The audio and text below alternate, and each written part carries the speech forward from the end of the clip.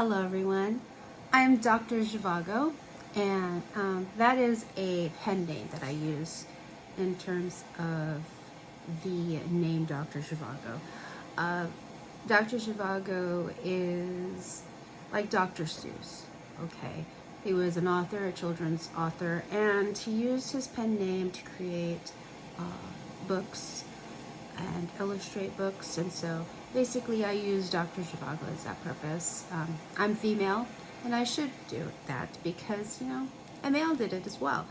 Also, I am a retired surgical technologist and definitely have an insight of, anything that's medical, basically. And now I'm just a regular citizen, just like you, and concerned about my environmental issues. I've been very involved in the environment, and especially with endangered rare species. That has been my number one, love and thing to voice and be concerned about, because it affects not just my children's future, but generations to come, other children and their future. And so what I'm trying to explain is in the background with the ocean and the Pacific Ocean, and it's just a lovely view, isn't it? It's just beautiful. But we have this issue here in San Diego that's been decades and years, and it's been happening since we ourselves, Generation X, have been children. And so this is one of the things that I printed out. Water pollution from Tijuana, environmental challenges for the U.S., jurisdictional authorities and policy implications for San Diego. This was written by Dr. Emmanuel A. I'm sorry if I'm going to butcher the name, but Iyegbunwe, PhD and Associate Professor of Public Health, California State University, San Marcos. He is no longer with our county, but another county, I believe, and another program. But he wrote this article, and it's this thick. And I'm just going to read the first page. It's the statement of the problem. And what is going on is regarded as one of the region's oldest and dirtiest problems, with 6.3 million gallons of wastewater spilt from Mexico into the Tijuana River. The toxic runoff invades and contaminates beaches in multiple cities in San Diego County, with 110 million gallons of stormwater runoff in 2 months and millions of gallons of sewage flows into the Pacific Ocean. Results in involuntary health risks for ocean beach users in cities, towns, and near outlets. Ongoing sources of contamination. Officials in the affected cities consider this issue a very serious public health risk to our South Bay communities. Now, why is the South Bay something that we tend to not, really worry about? Is it because of our location? Is it because we are the South Bay that we can not take this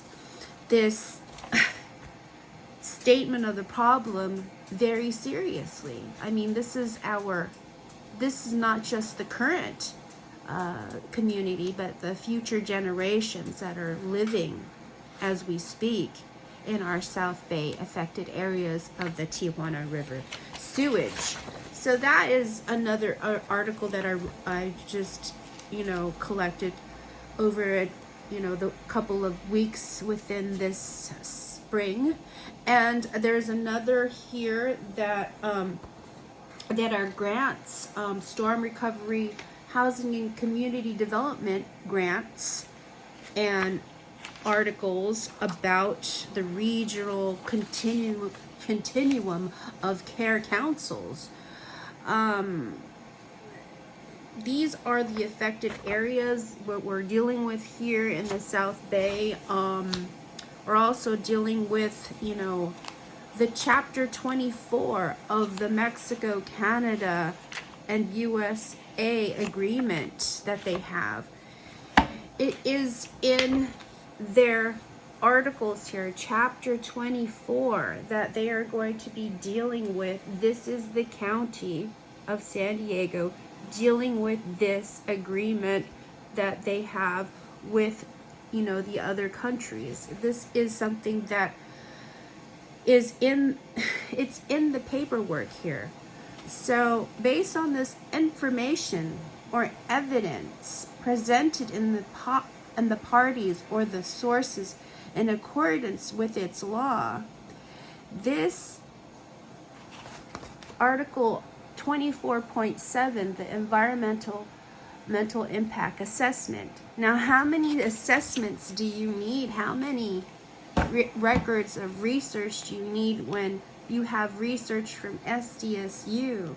You have research from the air quality at UCSD funded by Ethereum, a person outside of this community invested millions in UCSD research for them to find out if the air quality is affected by the pollutants of the Tijuana River sewage.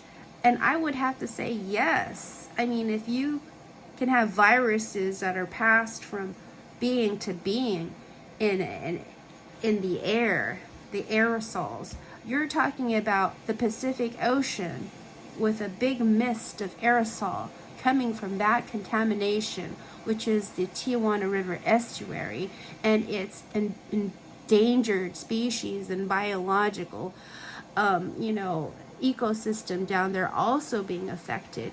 Why are we just now taking care of this in 2024? And what are the implications and what are the outcomes now? Why are we just sitting here waiting? It's beyond me. Beyond me.